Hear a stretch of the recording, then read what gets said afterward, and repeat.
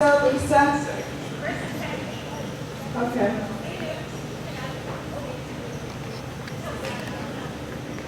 All right. So this is our new family orientation. Normally we do an orientation of all of our families in the gym. We're packed in here with shirts and everything else, but that obviously was not possible this year. But we did want to have a special session just for our new families and new students. So we've got primer through third doing open house with their teachers. So I hope you were able to walk them over there and get them plugged in to their experience this evening. That way when Monday comes around, it won't be brand new for them. They'll already know what it's like to go to their classroom. The students in 4th through 12th that are new, I'm going to have you follow Mrs. Dottie, our vice principal, over to the Tyndale room for your orientation. Because what we talk about with students is slightly different than what parents ask. They'll be more interested. So one thing that we're noticing is movement through campus. If you're moving through the campus, we do wear masks or face shields. So this is just practice for next week. All right, plan follow the leader over there. All right, so all the 4th through 12th new students are all over there. All right, perfect. Okay, so let's get started. The first thing, if you turn at an angle, then I don't have to turn my head around to the back. Yeah, because I'm farsighted. Don't even need these to this. All right, so all of what we're going to talk about this evening is available on the Sycamore system. If any of you have had difficulty in getting into Sycamore, we need to help you with that because that is your #1 way to stay informed about school matters. Like an extra necklace. All right, so let's move on.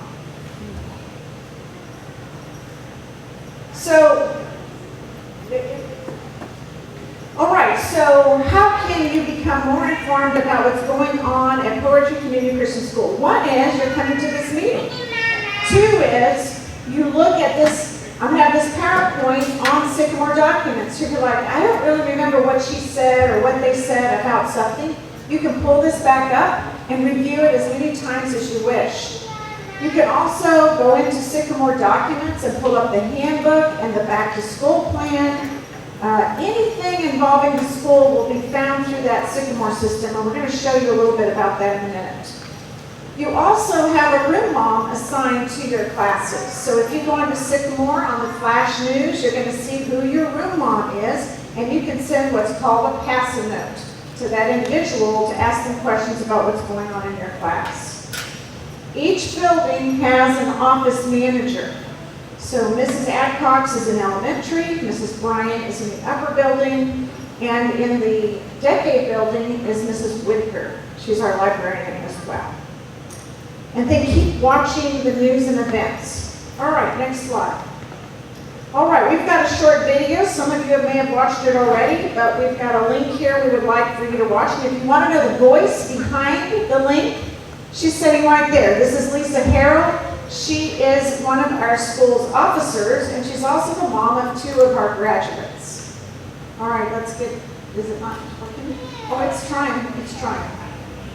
All right, then we need to get, yeah. It's not supposed to work this way, but we're going to get it there. Welcome to Poetry Community Christian School. My name is Lisa Harrell, and I'm going to take just a few moments to walk you through how to use Sycamore. Sycamore is our online education software. It's our primary method of communicating with our families, so it's important that you're familiar with it and its basic functions, and that you log in every day. So from sycamoreeducation.com, if you hit the login button, you'll need to put in our school ID, which is 1887, your username, and password that were emailed to you with your invitation. Now, the first time you log in, you can see this welcome aboard screen right here. And it's important that you configure your browser properly in order to enable pop-ups, because Sycamore is pop-up based and the program won't work properly if they're not working right. So you just click on the browser and it'll take you through some steps that you need to do. We recommend that you use Chrome. It seems to work the best with Sycamore. If you've already installed one of these other ones and you decide you want to use Chrome, just come back to System Help, Welcome Aboard, and you can get this screen back and reconfigure again. Now you notice when I first logged in, this popped up on my screen. This is called a Passanote or a PAN. This is the way that your teachers and the administration will communicate with you. And when you log in, these will pop up on your screen. Once you've read it, if you're finished with it, you can close it. If you need to reply to it, you can reply or forward it. If you think it's important information that you want to have easy access to and get it back again, you can just X out in the corner, and next time you log in, it'll pop back up again. You can also get to it again through Passanote inbox, and any that you've closed are going to be there. If you've deleted them, however, they're gone. So I usually will delete or X out in the corner. We're going to walk through the important tabs and functions of Sycamore, starting with the News tab. After you look at your PANs, you'll be able to see the news. And you'll notice that the last 10 news articles are the ones that are going to be up on the screen. You do have the option to click All News if you want to see all of our news articles, or if you want to search for a particular news article or look for an archived article. On the Calendar tab, you're going to see the next upcoming events. The trick here is to click on All Events, and you'll see a nice calendar view that's easy to read. Anything that's blue in Sycamore, you can look at. So if you click on something that's blue, it'll open it up and show you more information about that event. Our entire school calendar is loaded, so if you want to see, for example, when our Christmas break is, you can go to December. It'll bring up the December calendar and show you when Christmas break is. The Documents tab is very important. Again, it shows you the last 20 uploaded documents, and they're just in date order. So the trick is to click All Documents, where you'll find them all organized into folders. So, for example, if you need to find something about a parent form or parent partner, how to sign up for embroidery or whatever it might be, then go to the Parent Partner tab and click on what you need. It'll download, and you can look at it from there. The Photos tab is simply that, Photos. Again, all photos will take you to all the different albums, and if you want to look at the photos, you can. The user details are your children, and the icons are up over here as well, and we're going to look at your user details in just a minute once we've stepped through all the tabs. So again, these tabs are the same as these, so you can walk through that information either way. The Front Desk tab has the family directory or the employee directory if you want to get in touch with a family in your class. For example, you can search for them here. If you need a particular employee to get a hold of them, you can get their information here. You can pan them from here, so if you need to get in touch with me regarding Sycamore, you could get it from right there. There's a classroom directory, department directory. There's also a facility directory, which shows what rooms are in which buildings, and if you're new to the school, that might help you to look that over to know where you might be going on the first day of school. Then two important tabs in the Info Center are the library and event registration. The library allows you to look at all of the books we have in our school library. They're all cataloged here. You can look up a particular book, see if we have it, and then if your child wants to check it out in our library rather than local library, they can do that. We also have an event registration tab for things that are school-wide events or maybe a class event.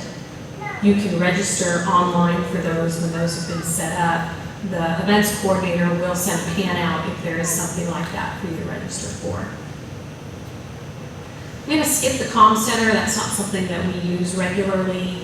It has blogs and discussions. Generally, those are used at the class level for E-days, and the teacher will go over with the students how to do that. The classified ads is a place where you can place a classified ad. For example, you have a table to sell or you need a babysitter. Once you place the ad, it'll go to administration and they can approve it or not. System help, this is how you get back to that welcome aboard screen. And then there's also an online manual if you want to try and figure out how to do something in Sycamore on your own. This is a pretty useful little tool. Everything above this line are just things that you can look at through Sycamore. Things below this line pertain directly to your family.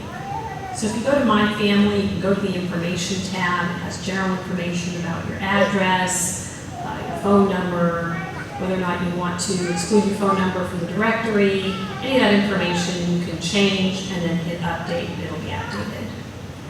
Specific contact information, again, if it's blue, you can click on it, you can update it.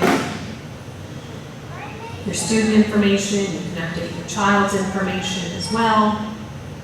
And then if you have any medical information you want to put in there, you can put that in there. I would recommend that if you make any changes, important changes, say for example, medical information, email contacts, things like that, be sure you let the office know and don't just rely exclusively on Sycamore. For example, our accounting program is not done through Sycamore, and so if you change your email address here and don't change it through the office, then your statements might not get updated. My School, this is where you put your service logs, your parent partner hours. So you just click new log, what it is that you did. For example, you did housekeeping in the Decade Building, how many hours it took you, what day you did it on, hit submit, and then those will go to our parent partner manager for approval. This is also where your upper school students will put in their community service logs. Student community service needs to be put in here as well through your family side, not through their student side. If your child's on any sports teams, that will also be put in here by the athletic secretary. As I mentioned earlier, no accounting is done through Sycamore, so we don't use these two tabs at all. If you have questions about accounting, you'll need to contact the upper office. Under My Organizer, you can use this for your own personal blog if you like. Here, under passwords, where you can go to change that nasty password that Sycamore sent to you to something that you can actually remember. And then under Pass a Note, here again is how you get back to the inbox. If you click on one of these, you can read it again, as long as you haven't deleted it. Outbox shows you anything that you've sent. Employees is also another place you can go if you need to pan a particular employee at the school. Just click on that little envelope and it'll go. If you want to pan another family, again, just click on the envelope. And under options, you can change it so that they don't pop up on your screen. You can change the sound if you want, the color, put in a picture, a signature, change the background image. Also, if you click here and put in an email address, you do have the option of having the pans forwarded directly to your email. Make sure you hit the update key when you're done. Once again, just remember that Sycamore plays nicest with Google products, so if you have a Gmail, it'll work well. Something like AOL, your pans don't forward well, and you might find that you have a problem and you end up wanting to make Gmail. Okay, when you click on your child, you can see your child's information again, and it'll show any current assignments that you have, any missing assignments, and any upcoming events. And if you click on that event, it'll show information about the event. And if you click on the class that that event's for, it'll take you to the class page.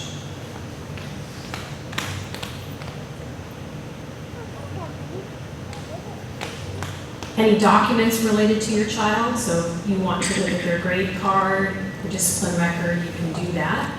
If you have an upper school student, they may also have a graduation planner in their documents or an electives planner.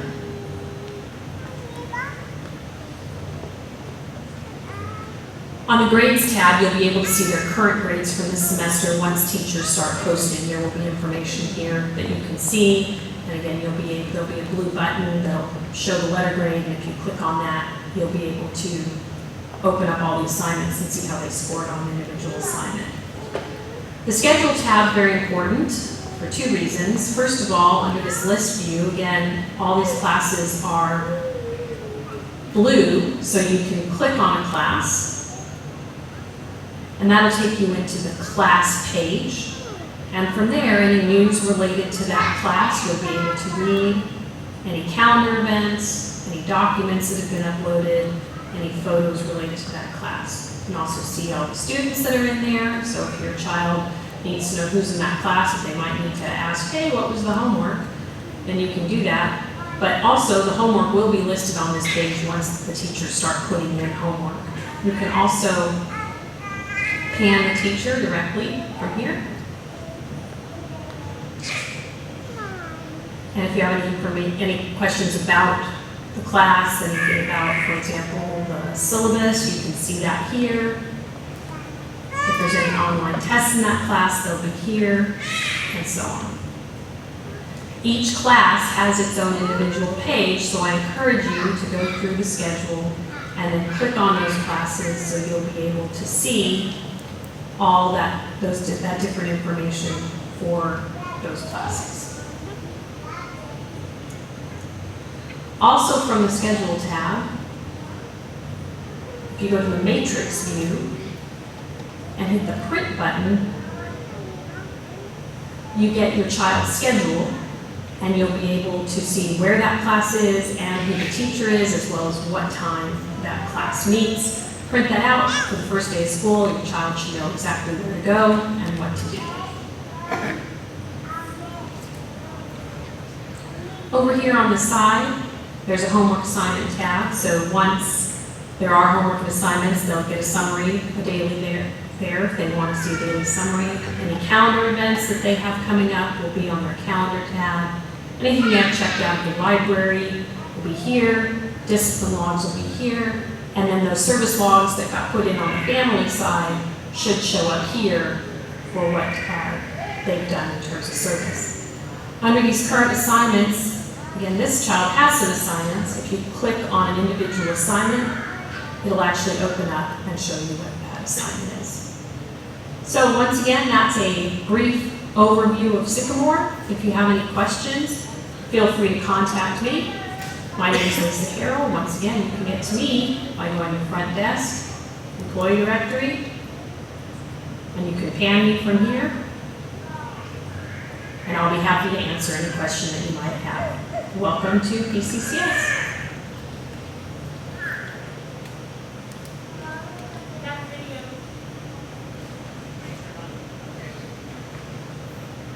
That video is on Sycamore, so you can watch it and listen to the dulcet. The wonderful sounds of my voice as many times as you like, or not. I just want to reiterate again, Chrome.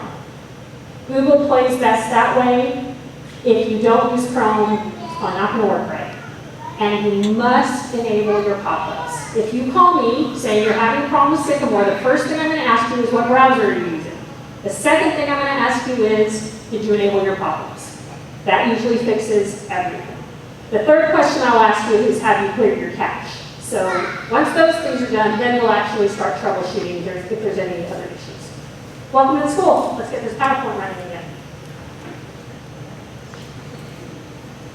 So she mentioned that you could watch this again at any time. If you go into Sycamore, under the News tab, your tab is at the very top. It says Welcome New Families.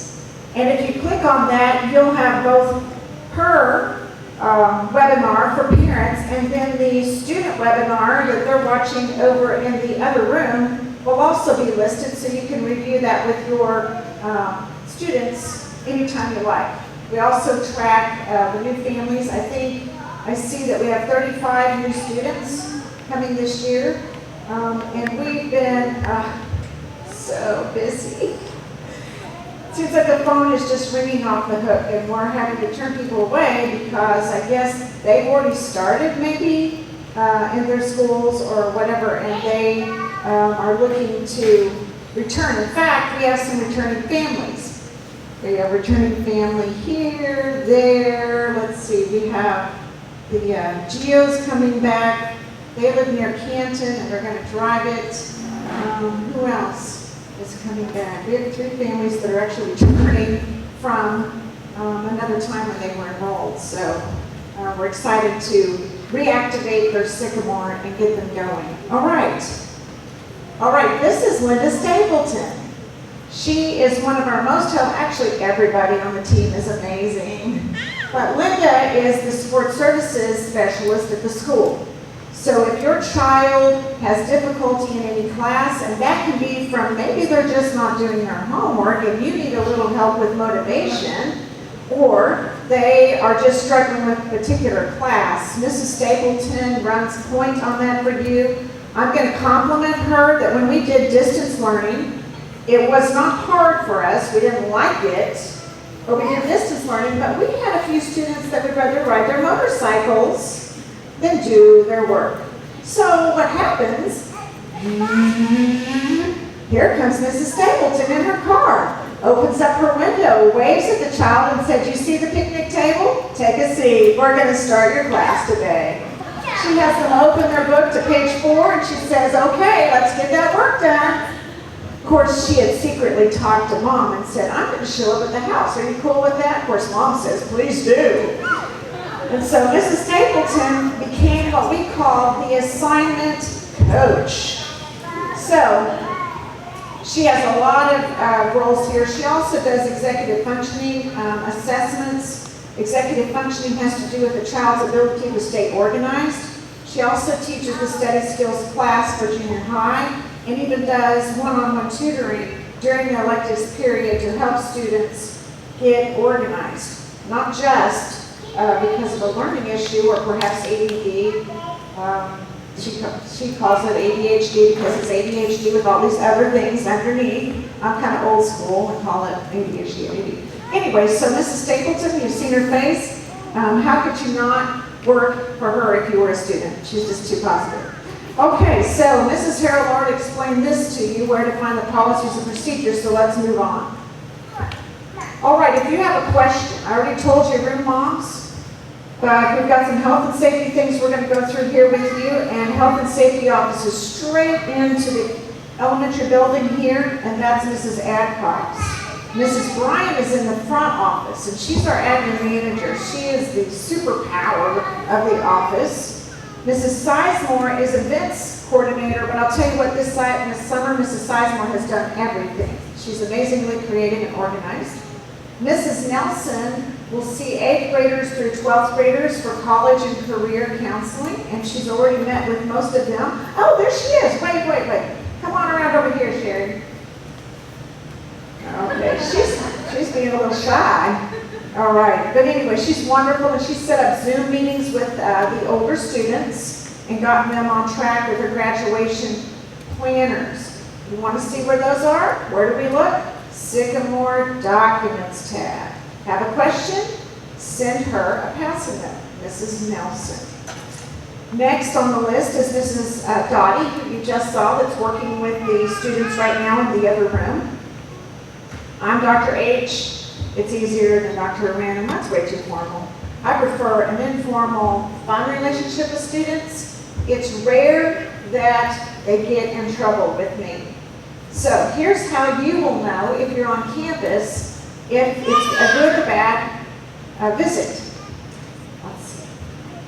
Linda Stapleton, please come to Dr. Rand's office. Use the back door. It's not a back door. Linda Stapleton, please report to Dr. Rand's office now. So you can kind of tell the difference. But mostly I don't have to do the second one. All right, accounting is done by Mrs. Cluff and Mrs. Sinkuli. Athletics office is right up here behind this screen. And Mr. Valier is our AD, and Mrs. Baird is on the campus and will be seen more frequently than he is. Mrs. Whitaker is our librarian in the Decade Building. Linda, you already met. And then the officers, Lisa's one of those. Mrs. Bergen is another one. She's our school treasurer. And then Mr. Phillips, board member, he's floating around here somewhere, and Mrs. Pryor is not able to make it this evening. All right. Checking Sycamore. It is a 24/7 access, so you should not have any problem getting the information you need. In fact, the creditor said we over-communicate. I'll tell you what our problem is, and I haven't solved it, is that we have a lot of families that have been here a very long time. And they're real comfortable with, oh, I'm sure they've got it figured out. Oh, yeah, it's all fine. And they don't review Sycamore as much as they should. And that's frustrating because we do over-communicate. As new parents, I'm sure you're going to make me really happy because you don't know so much about the school and you're going to be checking Sycamore often. So that would be great. All right, let's move on. Instructional protocols. Bottom line on this is you can go and read the back-to-school plan. I put it into a PDF. It has had 60-some teachers review it. It's had the officers, the board, everybody's reviewed it until we can't stand looking at it anymore. It's 22 pages long. But the bottom line is that your students are expected to be on campus. We are providing on-campus classes, and then we have an exception. The exception is if the student or family is quarantined for some reason. So we had a mom contact us, her husband's a fireman, and she said sometimes he is quarantined because of his work. What does that mean? Well, that means that the family, mom and dad, and the child are quarantined, and so they have to watch from home for those 14 days that the family is on quarantine because of the work. Another reason could be that the child is actually sick or someone in the family has COVID and they have to go through the screening protocol and the 14 days and actually it's 10 days. And we'll talk about that in a second. But we do offer the live instruction. So this summer we put more cameras than I can count so that every single classroom has a camera that can be immediately activated. So if a student has to go online the next day, they can watch class as if they are there. They can ask questions, they can participate, the teacher can ask them questions. The microphone picks up on that, and Mr. Horan, Mr. Carroll, and Daniel Cato tested those a lot this summer, so those do work. But what we are not permitting is the come and go, oh, I just want to play volleyball, and I think I'll do my classes online, and oh, in a couple months I'm going to change my mind. No, that's not how we're offering our school plan for this school year. All right. What's next? So absences and attendance. If you're absent for any reason, you need to notify the school office by 9 o'clock. I think everybody at 9 o'clock. And we do have, we'll go over this in a minute, staggered arrival times and staggered departure times, all the way to actually 4:30 now. So if it's beyond 4:30, that's when you would have a late pickup fee. All right. What do we got here? 9 a.m. That's for illness. But for routine appointments, let's imagine dentists are never open on Friday. Am I right? So you always have to schedule your orthodontic or your dental appointments during the school week, unfortunately. So if you're having to do that, you need to notify the office as well. And generally just bring that piece of paper from them. They know what that's all about. And then if you have an early departure, just let us know. Okay. Symptom evaluation at BCCS. First thing is I've been here 18 years. We have had a no tolerance policy for illness all along. That's one thing I think is unusual. Hence, we have never given out a 100% attendance award. Because if you have that in place, parents would give their kids some Tylenol and send them to school because we wouldn't want to miss because you want to get that certificate. So we've never done any kind of promotion that encourages you to have your kids here 100% of the days that we are in school.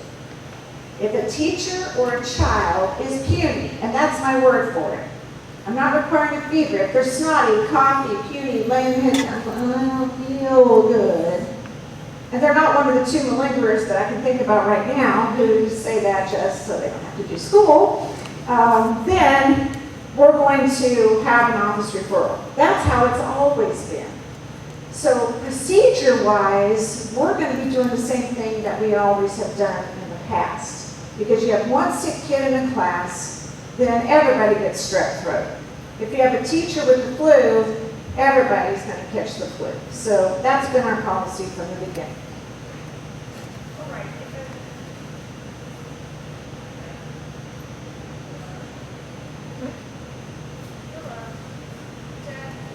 Testing.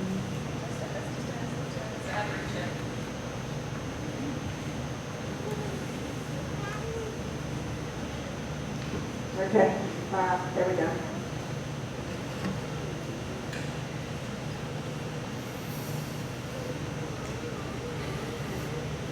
Okay, I'm going to dive right into non-COVID illness. I think I've read this so many times this summer. The way this works is this is for regular sickness. If your child is fever-free, symptom-free for 24 hours, you come back to school, regardless of what that is, right? Because that's not COVID. That's something else that they have. It could be strep throat. It could be a common cold. It could be that they have a sore throat because they have some sinus problems. But once they're well, come back to school. We're not wanting to keep kids out of school because they have allergies or because they have a common cold. We want them to be able to come back without having to follow. This is CDC too. It said kids need to be in school. All right, the second one though is COVID-related absences. All right, so on COVID, there's what's called positive COVID or presumptively positive COVID. Positive COVID is you absolutely know you've had a test and you know you've got COVID. Presumptively COVID relates to having the symptoms on that list. So if you looked at the screening form, it says, do you have any of these symptoms? Well, you notice some of those sound like some other regular illnesses, don't they? But the issue with COVID is that they will continue to get worse. Fever is almost always, they don't say always, but almost always a part of COVID. But we've discovered we now have 5 individuals in our school families. So out of about 250 kids and another 500 parents, out of 750 people, since March 15th, we've had 5 report that they've had COVID. But in all those cases, we asked for the specifics of it, and most said that they felt horrible, that they ran a fever, sometimes intermittently. Sometimes it would spike up, sometimes it would come back down. And that it was over in about 4 or 5 days. But even after that, they still kind of felt a little run down. But nobody in our school families, praise the Lord, has had any serious case of COVID. And I say that with a smile because I was on Facebook a little more this summer, seeing what people were up to, and we had families on vacation, we had kids in summer camps. In fact, one of the kids that got it from a church camp. And they were out and about. They went to restaurants. So it wasn't that our school families, these 750 people, stayed in their homes, shut the door and said the world doesn't exist, and we didn't get COVID. They were actually out and about. So I consider that a hedge of protection around our families. I feel blessed, but we still have to go forward into the school year being safe. So I've had, in our leadership team, I've had the difficult challenge of not being paranoid or lazy and not being, oh, this will go away after the election. Instead, we chose this middle ground that is supported by CDC protocols that permits our kids to come back on campus using safe protocols, being able to see their peers and being able to learn more effectively. Many of you probably had children online in March, April, and May, and Our kids didn't get behind, and the 10 that were giving us a little trouble, Mrs. Stapleton took care of them. So we went into this school year not behind, even though the TEA posted a superintendent PowerPoint showing that Texas public schools were up to a year behind, especially in math. That did not happen here. You need to know that. That's a big deal. We don't want to be online, but if we need to, I think we will be successful. Facts coming all the way back around to the positive COVID, or presumptively positive COVID. Here's how this is going to work. We use the cohort model. What's called self-containing early on in this mess, but now CDC is labeling it cohort. What that means is that we are keeping particular grades in a cohort. So second graders are going to be doing stuff with second graders, and they've got a couple of classrooms assigned to second graders. The importance of this is that if a second grader would get COVID, that class would be quarantined for the 2 weeks, right? But nobody else would.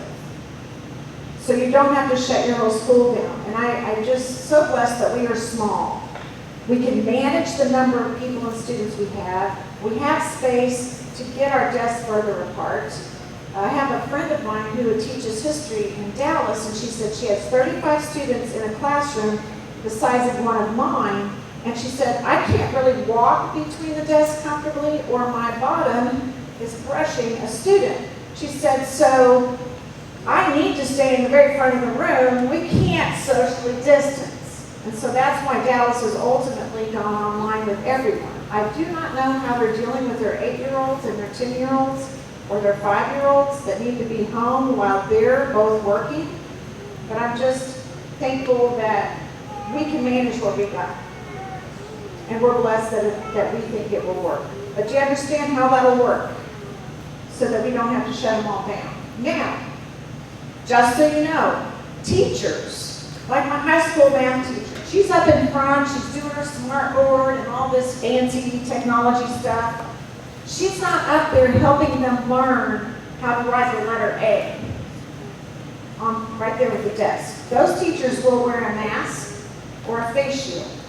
Even then, that teacher will be quarantined with that class. So that's what's called close contact or close proximity to the students. And that will be on a case-by-case basis depending on the particular instructional method that teacher uses with those students. This one says the cohort model. Students move less, teachers move more.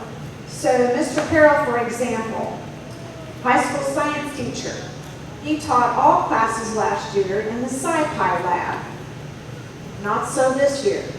So we started with 11th graders and said 11th graders have to be in SciPy lab because they need 2 exits because of chemistry, and they need the eye wash station. It's a fire department issue, fire code issue. So we started with 11th graders there. Then we thought, okay, he teaches physics. They need a sink, so then they got that room. Then we had forensics. Okay, they don't need a sink. That's a non-math-based science. They just like throw paint at the wall for blood splatter tests and things. So we put them in Faraday, and then biology. Oh, they need a sink too because they dissect. So that will go in O'Connor. And then everything, we scaffolded from there.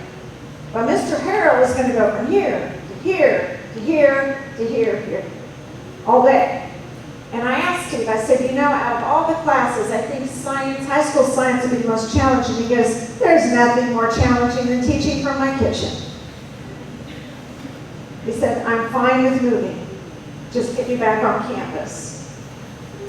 So in the science classes, they will wear their lab coats, they're going to wear their face shields and their gloves, like for dissecting, because you have teams. And what you can't effectively teach science, not really, without doing that just dissecting. And in fact, the TEKS call for labs, which we will continue to do. So that's that. Movement through campus. So, If I have a second grader and a fifth grader and a fourth grader that need to go potty at the same time, they're going to be in the hall together. Oops, that could be cohort mixing. So they need to wear a mask or a face shield. Every one of the students' school supply setting in these buildings has a face shield with their name on it. So if you don't want to buy one, because they aren't cheap, everything is tripled or quadrupled in price over the last few months, they have one here. But the catch is when they get out of the car to classroom, that's also a common area. If they have to go from one building to another, that's a common area. The only exception we're allowed is really recess. Because at recess, they're in the open air, and like UIL has an exception for actively exercising. So when they're playing baseball, they're not wearing a face mask. All that's going to do is make them hyperventilate and fall out on us. But they're going to play baseball, and they're going to have, 11th grade playing 12th grade or whatever. So some of the recess activities that we might normally have had, some of those have been changed. But now we built a sand volleyball court this summer. We've got more things for them to do that will be safe. They can get out in the air. Okay. This one is student-to-student protection. Okay, so I've got a really cool picture. I think it comes on Corey's part on arrivals. You'll see it here in a second. With the, we call them desk cuff guards. They're plexiglass. One of the granddads of this school owns a company that's making all this stuff. And he got a bunch of orders in from the public schools that are literally thousands of them to do. He said, our company's like overwhelmed because it's a small company. He said, plus my grandkids go to your school, so we put your 250 in front of everybody, and we're picking them all up. We have some of them now. We're picking them all up Saturday morning. Whoop, whoop. So, no cardboard. He said, yeah. He said, we have Rockwell calling us because they cut them out of cardboard, and the kids are peeking around them because they don't like looking through the paint. And then he goes, but Rockwell wants thousands of them. He said, we can't service that many in one order, and we can actually serve your entire school. So we have those, and we'll show you a picture in a minute. Let's see. Okay, so if you, no, it's okay. If you're like, I don't like the desk guard, which I think you're actually going to like it, okay, then we can remove it for your child, but they're going to have to wear a mask or a face shield when they're working in class. What is not available is the I don't want anything option. So it's got to be one of three choices: a mask, a face shield, or the desk guard in the classroom. And I would personally vote for the desk guard because they really don't interfere. You can fully see. It's like such a blessing. I cannot tell you guys. These were $8 when Mr. Phillips sent me the first link, and we were like, okay, we need to find out what parents what they want to do. Just in a few weeks, they're up to $45 a piece. So this granddad's company is giving, we're ordering them for $25 a piece, and we're doing a PO to his company because we're applying through Region 10, which you can imagine takes forever.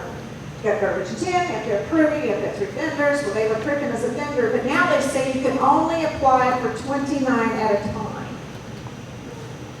We send him these orders, 29 at a time, and we send him a PO for each one of those orders. And he goes, I got a pile of POs, I'm just going to make him a deliver, and we'll call it cash on delivery whenever I get it from Region 10. So that's how that's working. Let's see. Planned absences. That means, please don't take them, no. We don't approve these very often. But for example, we had a case last year where a family, they're involved in ministry, they had a mission trip they were going on with their church, and they wanted to bring their children along. We look at the children's conduct, we look at their grades, we look at how many other absences they had, and we approved it. Because to us, it was more important for those children to experience the mission trip than it was for them to be in class, and we told them, get the work done while you're gone and turn it in when you come back. So that's how that works. But generally, the absence requests we get, they're really varied. We had one where grandma's not well, we're going to travel to go see her. This is probably the last time the kids are going to see her, and we're going to be gone a couple of days. We approve that. Again, we look at conduct, their previous attendance, and their grades. And their work is due when they get back.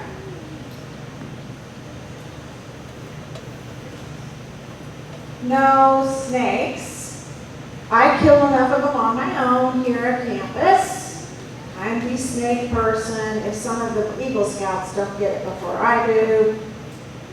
And no other pets unless we're having some sort of special activity. Like we've had a dog class, a dog obedience class, obviously. You have to bring your dog. So, but the fire code doesn't permit you to have most reptiles because of salmonella. There is one, we have, what do they call dragons? Bearded dragons are an exception to that, and those are in the science porch. So your children will have pets there. They have, they have birds of all sorts, chickens and geese outside, goats sometimes, rabbits, guinea pigs that just keep guinea pigging. And then they do genetic studies on them and everything. Like the science porch, if I was a kid, I just want to live there. Mrs. Cato is the funnest, if that's a word, person to take class from. All right, the other things is we do drills. We do our fire and our tornado drill, but we also do, more importantly, the Alice drill. Our students can do their Alice drill in 10 seconds or less. Alice drill, very briefly, you can look them up if you want. We do not follow lockdown. Alice is very specific protocol, which means A means alert. Be alert to anything that looks weird, somebody that doesn't belong. The I part of Alice says inform, so alert and inform. And around this small campus, you're pretty good at that. The L is the lockdown part. And the C is countermeasures, and those work in concert. So if you want to look around campus after we finish, you're going to go in there and you'll see that there's blinds on the door. And there's this little hole in the floor. So what happens when I get on the intercom and say, Alice drill, in 10 seconds, the blinds are down, the drug bolt's locked, the thingy doodle's in the floor that won't permit the door to be kicked in. And it's a metal door, by the way. And then a bunch of junk has been pushed against the door. A bunch of furniture has been pushed against the door. If you were a little bird watching in the classroom, you'd see all the students dispersed around the room. You may not clump. Even a primer knows, you just dispersed. And the reporter that came to interview Primer said, well, do you really know what disperse means? And he goes,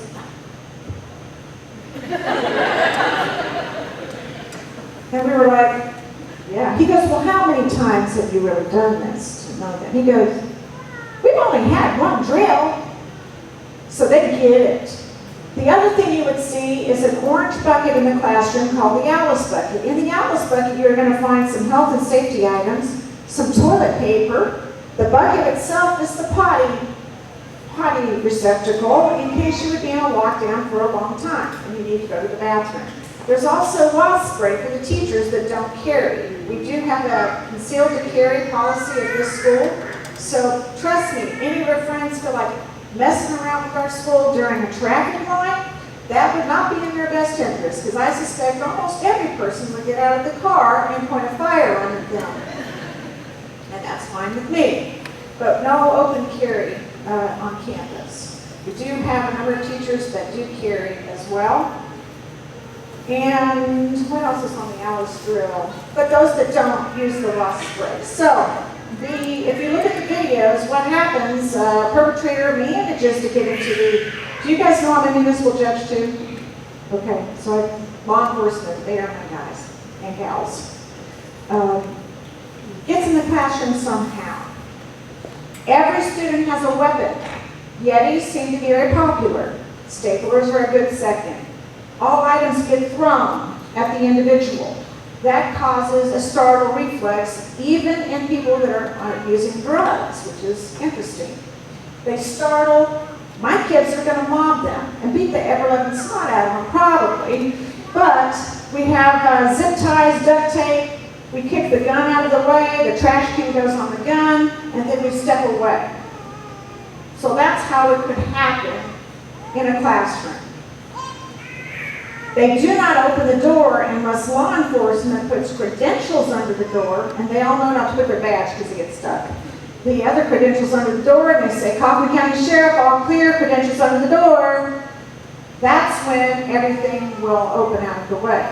First grade put so much junk against the door, they couldn't see the credentials, and they have to say, hold on, moving file cabinets and everything out of the way. So again, we had a New York documentary firm come last year in February to interview us because they had heard that we know how to do school safety very quickly and efficiently. So we told them that they could only come and do any filming when no student had any identifying information, and my name was Emily James. So they came in here to the lunchroom. We had primer and first graders eating lunch. I got on the intercom right over there and I said, Alice Drill. He was looking at me and his camera crew, they turned around. There were no kids at the table. They were in that door running. They left their lunches. They had nothing. Woo, up the stairs. The door was locked. They locked them out of the room. They had to knock and they said, are you Kaufman County Sheriff? So he said, my goodness, I can't believe it. So it's kind of a cute story about a horrible thing. But I do want you to know that we are, I would say, very type A personalities on this campus, and the kids apparently are as well. And the only time they cry during a drill is during tornadoes. They never cry during Alice. Yeah, they think, man, don't mess with us. But during tornado, when we had the Forney tornadoes, yeah, elementary kids, little primers, and first graders going, we just need to pray to Jesus. We just need to pray that the tornadoes don't come here. So that's all I have to say about drills. Michael Nunu over here, who opened us up in prayer, is our chaplain, and we have Cody also being our associate chaplain. He's available to you or any student at any time. He lives pretty close. And we are doing first period for devotions and Bible for every class. So they are going to begin the day with God. And I think that's particularly important in this climate of, I think, fear and perhaps bitterness, depression, sadness, worry. I think if we start the day right with God first, that will set our tone for the day and help all of us, including the teachers, have a more successful experience. Okay. Code of conduct. The main thing you need to know is that our code of conduct is viewed through a Christian lens. When I'm judged, it's easy. I can just hit my gavel. I do a lot of creative sentencing with my kids. They have to do all kinds of odd things in my court. But here, I'm not the judge. Here, I want to be the person that helps the child figure out what it was that was going through their mind when they did X. The only time that I really failed on that is with the elementary boys that decided they were going to try to have a pee contest over the stalls. And they wanted to see who could pee over the stalls. And of course, there was another little boy in the bathroom, and we ended up washing his hair because they were successful. And trying to ask a boy of 6 years old, what was going through your mind when you decided to have this contest? And they say, to see who could get over the stall. And we're trying not to laugh because we're washing the hair of the other boy. So that one I really did not know how to do that. But they did help us clean up the floor. And so that would be kind of a remedial sentencing for them. But we don't do a whole lot of discipline here. It's not necessary because parents like you have set up good standards in their home, if they get in trouble here, they know they're going to get it worse at home. That's typical. Cheating is a big deal here. Cheating and plagiarism are a big deal. Fourth grade and up, they get suspended. And the teachers do go through what this means. When you're looking at someone else's work and using it as your own, that's stealing. When you are turning in a paper for, say, a high school class, and you've lifted it from the internet, that's also stealing, but it's also lying, because it's two commandments here we're dealing with cheating. And if we can't get it straight with them now, then at work, they're going to take a few Keurigs home, and then the next week it's going to be a few more. And then the next week, maybe I'm going to cheat on my hours. And it's just a slippery slope. Cheating and lying are a slippery slope. So we really work hard with helping them understand that it's not okay here, but this is just a lesson in life, because it's not going to be okay in college. It's called an academic integrity violation, and you'll be expelled from university. And good luck trying to find another one to accept you that unless they're desperate for money. And it's also going to be a workplace issue for you. So we're really strict about that. All right. Siberia's is really kind of cool. We have a bunch of Russian kids that have come to school here over the years, and they were the ones that kind of helped us figure this out. Is if you don't do your homework tonight and you go to math class tomorrow and go, I blew it off, then that means you go to Siberia. You get a little ticket and it has a train on it. And you get to go to Siberia, which means you get to go to a room during your recess and your lunch, and you get to do the homework you should have done last night. And they don't like that. Well, two of them do, but we make them do something different. There are those that really don't want to socialize so much. You have to personalize it, but most of the time they don't want to be missing their recess. And then that means the next time they think about blowing off their math homework, in their head they're going, ooh, I'd have to go to that Siberia room and miss my recess, so I guess I'll do my homework. And it keeps you as parents out of it. Teaches them accountability for their own work, which is nice. Now you get 3 Siberias, then it's a detention after school, and then we're going to be talking to mom and dad.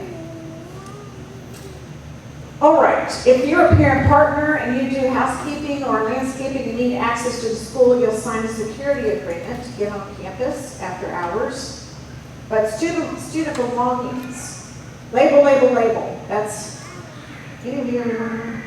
I get on the table. Okay, I'm showing my age. Okay, I'm showing my age. I've been here 18 years, so the longer, I think. But on your students' clothing, you don't think it's going to be here, but trust me, we get piles of it. And if it's got their initials on the label, we'll get it back to you. But if it doesn't, it might end up in swap and drop.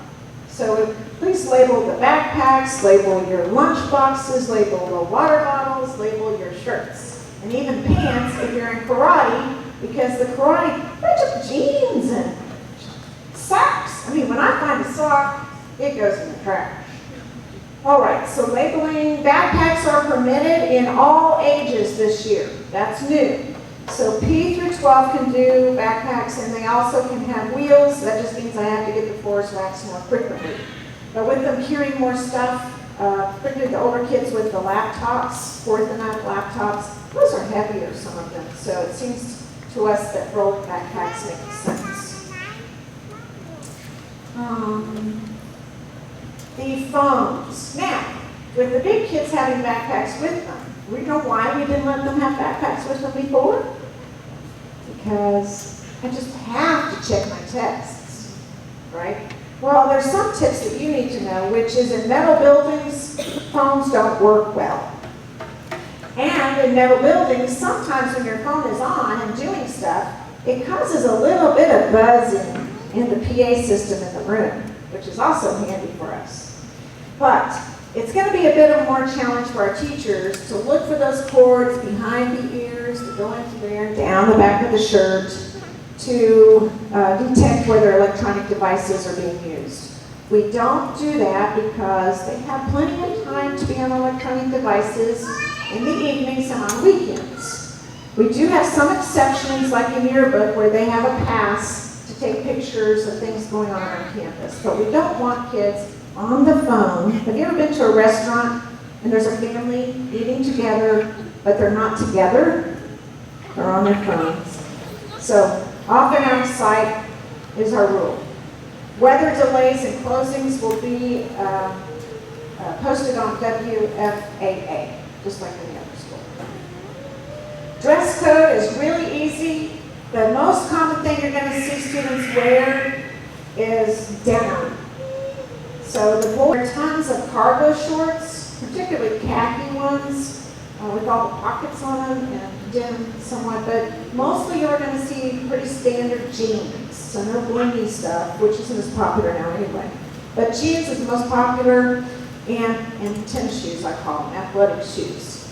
Any solid colored polo is fine. Really, please just go grab all you want. If you want to bring a garbage bag and throw them in, please take swap and drop things. A lot of them are out there are like brand new. I don't know how they got there, but please don't buy stuff. Go get stuff from swap and drop. Computer use, we've mentioned that briefly. 4th and up, we're really pushing hard for them to bring their laptops or Chromebooks or ThinkPads, anything that they can do that will connect to the internet, 1, and number 2, be able to do word processing for writing classes. They also use them occasionally, like 4th graders are doing live museum, and they research their characters, not just from library books, but they use the internet as well. So they can use those right at their desk, don't have to go to the computer lab. It's their own germs on their laptop, so to speak. And that's what our preference is this year. So, let's see, I had a thought that's gone away. If you can't afford a laptop, we have some for checkout, and we do a $25 insurance fee on that if you want to check one out for the school year. That is possible. Or maybe your computer's not in yet. Maybe you ordered it and it's back ordered and you need to have one-on-one for a short time. Then check with our librarian about that.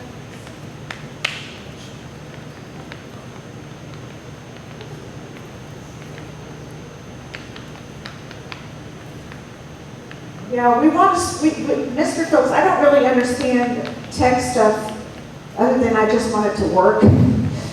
But he said that at the server or router level, he does have the filters so that when we connect your children's laptops to the internet on Monday for 4th and up, it will have that. But he said it's also helpful for you. There's some free ones. If you look on this PowerPoint later, or even in the Sycamore News, you'll see a website that's really cool. It's got a lot of free filters. You should never have your children on a computer at home or a laptop and just trust them. It's not trusting of them that's the problem. It's the people out there that are trying to hack and provide inappropriate content to your children. And that's the whole goal, is to do that. I have filters on my computer, and I still get inappropriate content occasionally. So please make sure that any device your child uses has a filter. Next. Okay, traffic. I'm going to introduce Corey Provo. She is our traffic manager. And if you flip this around, you can see this right here. You have to stand here to be on the video.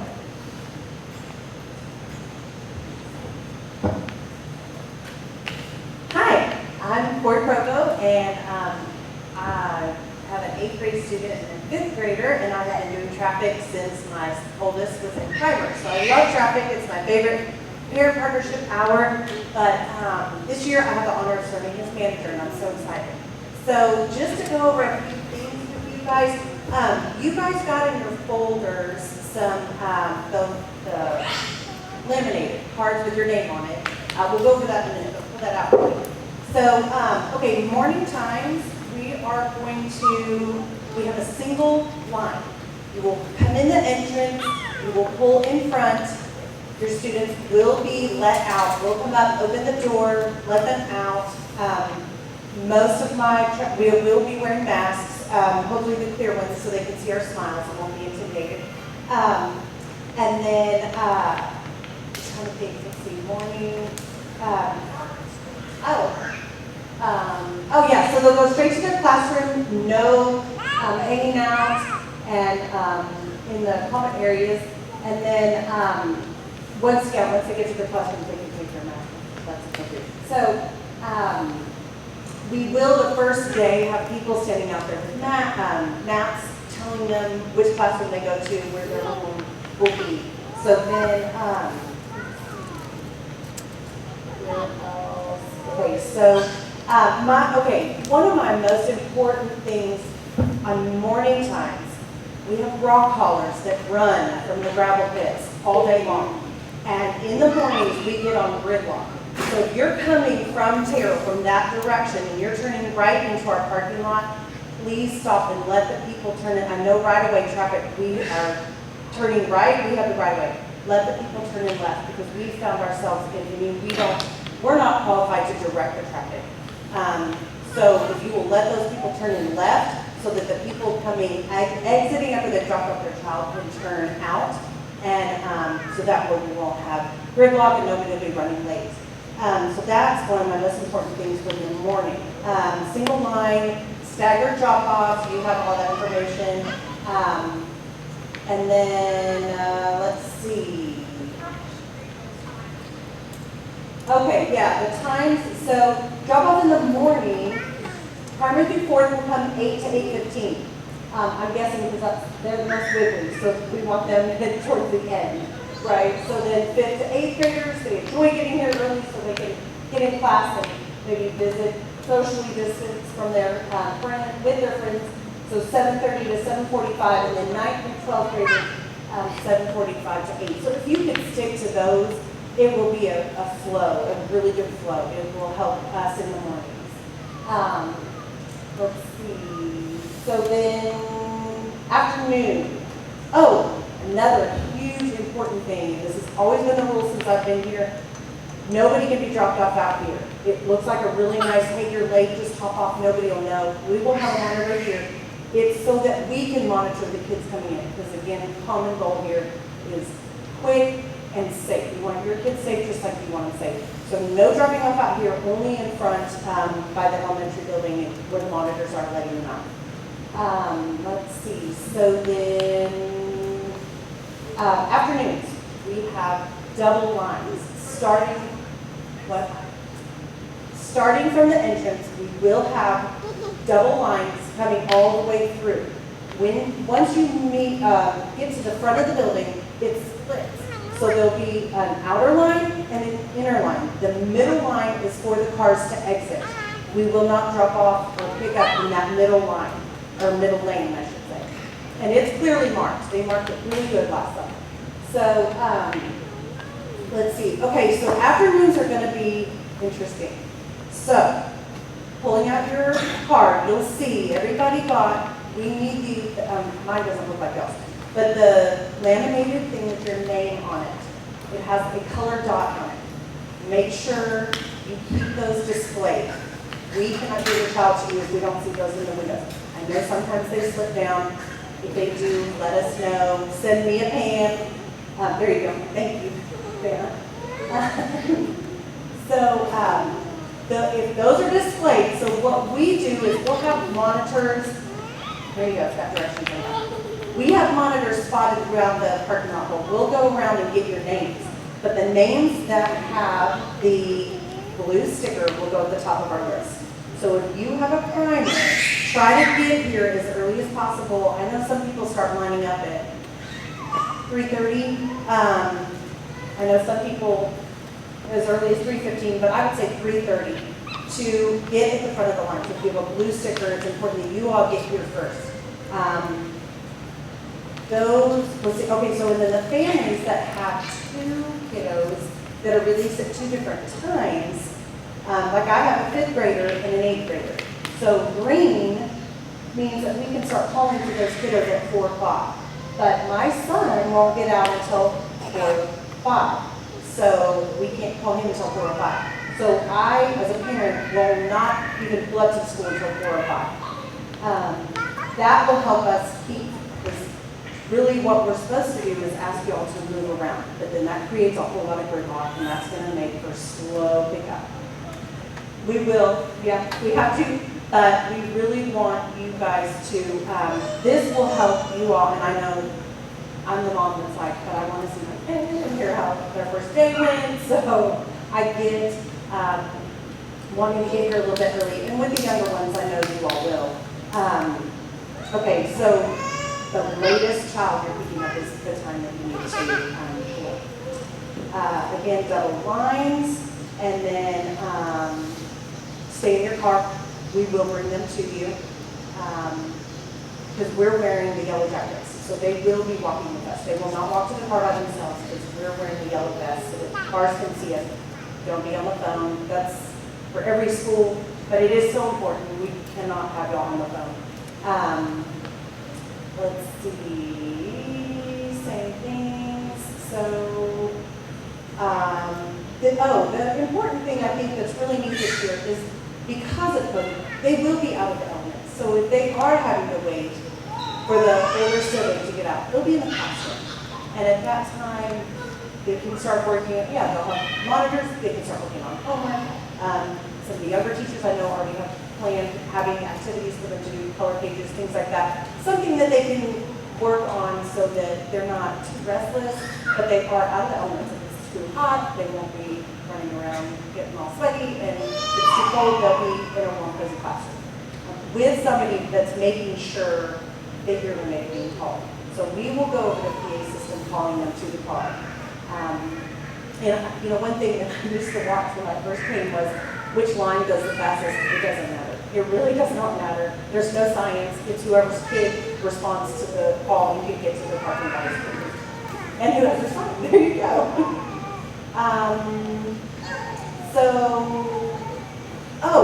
Parent partnership hours. If people are coming for their parent partnership hours, say you're coming to clean, be aware that really about 3:40, you won't be able to get past this line out here. But the parking for that is these spots out here, past this or parking over the church with a permit. Yes. So, which are you going to go over that, or do I need to go over that? Okay. So we will, and that's another thing too. Yeah. Okay. So parent partnership hours, or orthodontist appointment, like you said. The orthodontist appointment is at 4:30. You need to get your kiddo at 4:10 to get there on time. I would park here. Get here a little bit early. Park at the church. Walk over. We cannot release them. We cannot let them go past the office without an adult. And our monitors, we don't have enough to hand walk them over there ourselves. So you all have to come to the office and check them out, have them call over the PA system so that you can get to your appointment on time, because I know that is important. So I think that's it. So thank you. I'm excited and I look forward to keeping everybody safe. All right, we're running out of time, so I'm going to maybe try to finish up in about 10 minutes. Chris Brown could not make it tonight, but the main thing you need to know about recess is what I told you is that we've got 11 zones, and they'll be assigned to a zone, and those will rotate out through the week, so we'll get something new every day. And we do have a lot of recess monitors, and we have these cool flags that are going to be up at each of the zones. They're going to have fun, and they're going to enjoy that opportunity. Again, they can't have any electronics during recess. That's important to know. Lunchtime, Dallas told me to make sure that you, especially for younger students, that the items you send are easy to open. Because if the monitor has to go around and open the, say, canned fruit with the metal, around and around and around, because they can't open themselves. They even have trouble with some of the juice containers, she said. So she said, like for, carrots and other things, to just put them in Ziplocs, send them with their little cold thing in the pack, and that makes it easier. And then also, we're not microwaving, so think of creative things to put in their lunch this year. We do have Chicken Express and Panda Express, and you can go on to the food article on Sycamore and learn about the sign-up forms for those. Secondly, the orientation day for 4th and up and the first day of school. We're going to have food trucks here, so you don't have to send a lunch. But we do need those forms turned in, and again, go on Sycamore, go to the food article. Do they have it in their folders? Well, you guys rock. Okay, Carissa put the sign-up forms in your folders if you want to take advantage of that for the first couple of days, which would be really fun for them. And then the other thing is no soft drinks, no power drinks, and no lunch visitors because we're restricting campus. If you forget a lunch, they do have like Lunchable type things available if they forget, and that does happen occasionally. The other thing is we'll provide spoons, and that's it if they forget. So that they can't figure it out here with a spoon, oh well. And then the other thing is water bottles. We want water bottles here. They need to be hydrated. Many studies will show you that if you don't have enough liquid in the body, you're not going to be thinking like you need to for school. You get irritable, all that. But we need the wider mouth water bottles, not a teeny tiny little hole, because the military plumbing, the Whitworths, helped us get water bottle fillers. And those you set there, you let it fill up, you grab it and close it. You can also send disposable ones. The downside of disposable ones is they tend to migrate around campus and we don't know who they belong to. So what are we going to do with water bottles? Label, label, label. All right, questions? That's a quick and dirty. Again, this is going to be on the Sycamore, as the handbook is, and the back to school plan. Anything else?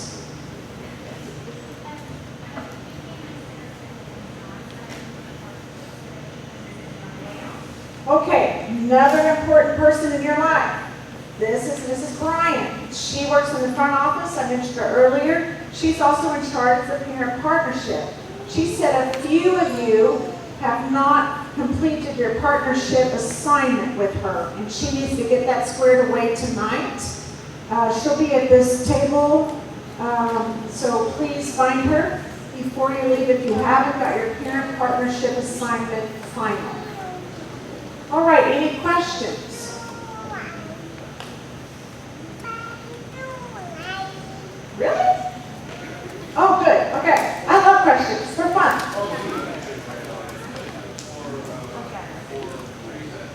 Now that's the cutest thing around. I mean, that's a good distraction. Go ahead.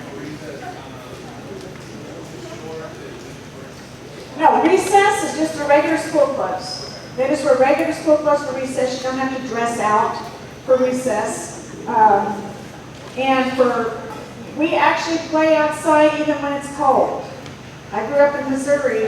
I think that they said 42 degrees is their number, where kids start whining that they're really uncomfortable. But we want fresh air. We want them outside. Speaking of that, we're going to have the doors open in all the buildings several times. You've probably read that we have the Duo 2000s that are in the HVAC system, that are air purifying systems. We have 19 we had to purchase, and those do kill biologics. So we've got that extra perk. I mean, this has been a good summer. I mean, I have worked too many hours. I really didn't have my July off that I expected. But you know what? That's okay, because I'm here and my team is here and our teachers are here, not necessarily because it's convenient or fun all the time, but because we feel we're supposed to be here. And this summer has been the hardest summer for me and my family than I think probably when we started the school. Because we would work till 2 in the morning when we started the school. But this was different. Starting the school was more like, we were excited and the energy of creating something new, and it was just amazing. Not to mention I was not 56. But this summer was more like, we are going to protect our own. This is a battle. And as Mr. Munu will remind us, is that it's not just a physical battle that we are fighting here. The principalities of evil are all around us all the time, and this COVID is not of God. He is permitting it. I don't know what all the reasons are. I can't even guess. But I do know that He's got His hand on this school. And none of us, we are all like-minded in thinking we are open. We are not going to have a spirit of fear here. We're going to be careful. We're going to keep God at the helm. And we'll have a great school year. So any suggestions, questions that you have, pass them to me or Mrs. Dottie or any one of the staff members. And we're going to rock and roll with this thing. So we will see you on Monday for 4th through 12th only. So if you have a primer, first, second, third, enjoy a day at home. And then you'll come on Tuesday. All right? Okay.